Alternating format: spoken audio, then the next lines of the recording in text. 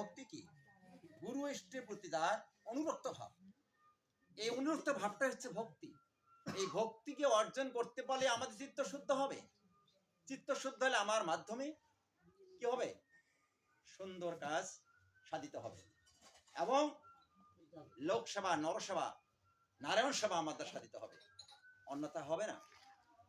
আর নাম স্মরণ মননের কথা বলা হয়েছে। ভগবান বলছে ত্রেতা যুগে, ছোট কথা আমি শেষ করব, ত্রেতা যুগে যখন আমরা এই সমুদ্র বন্ধন করেছি, বাল্মীকি রামায়ণে রয়েছে, সীতা অর্থ হচ্ছে আমরা সীতাকে উদ্ধার করার জন্য কিন্তু এই রাম সহ ভক্তবৃন্দ কি করেছে? এই সেতু বন্ধন করেছিল, তাই না? আমরা সবাই জানি। আমি প্রথমে বলছি, আমি এটা পুনরাখ্যান করছি, পুনরালোচনা করছি। তা সীতা ওইবার রয়েছে, সীতাকে উদ্ধার করার জন্য সেতু বন্ধন করা হচ্ছে। সীতাটা কে? সীতা হচ্ছে ভক্তি, সীতা মুক্তি, সীতা পরম পদ, এই শান্তি। সীতা এই মুক্তি, ভক্তি, পরমপদ, শান্তিকে লাভ করার জন্য সেতু বন্ধন করা হয়েছে রাম সহ ভক্তবৃন্দ। সেতু বন্ধন করা হচ্ছে কাকে পাওয়ার জন্য? ওই ভক্তিকে অর্জন করার জন্য, ওই মুক্তি পাওয়ার জন্য, ওই শান্তিকে পাওয়ার জন্য। এখন যদি আমরা ভক্তি হৃদয়ে জাগরিত না করি, যদি ভক্ত না হই, হবে না। এরকম যখন এই বড় বড় পাথরগুলো দিয়ে সেতু বন্ধন করা হচ্ছে, সেই পাথরে নামাঙ্কিত রয়েছে রাম নাম, তাই না?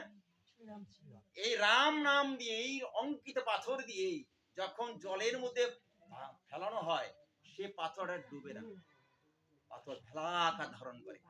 এইভাবে সেতু বন্ধন করতে করতে আসতেছে। এখন রামচন্দ্র ভাবছে যে আমার ভক্তজন এই রাম নাম অঙ্কিত পাথর জলে দিচ্ছে, আর এই তা ভেসে ভেলা তৈরি হচ্ছে, রাস্তা হচ্ছে। আচ্ছা, আমি অবসর একটু পরীক্ষা করে দেখি না কেন। কি করলেন? তিনি একটা পাথরে কিছুই না লেখে নিক্ষেপ করলেন জলের মাঝে, যাতে কেউ না দেখে। যেই না নিক্ষেপ করা, সেই পাথরটা ডুবিয়ে দেওয়া শেষ।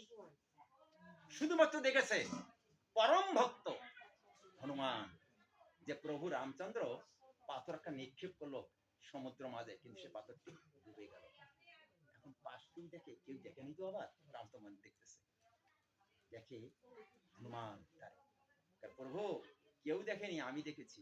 এই হনুমান, তুমি আর কাউকে বলিও না, কারণ ভগবান পাথর নিক্ষেপ করেছে, সে পাথর ভাসেনি, ডুবে গেছে।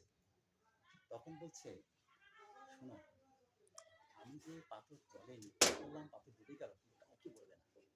প্রভু তুমি একবার ভেবে দেখো, তুমি যাকে দূরে নিক্ষেপ করো, সে কি আর ভাসে কখনো? সে তো ডুববে। কি বোঝা গেল? বলছে প্রভু তুমি যাকে নিক্ষেপ করো, সে তো আর ভাসবে না, সে তো ডুবেই যাবে। আর তোমার নাম নিয়ে যে থাকবে, সে তো ডুববে না প্রভু, সে ভাসবে।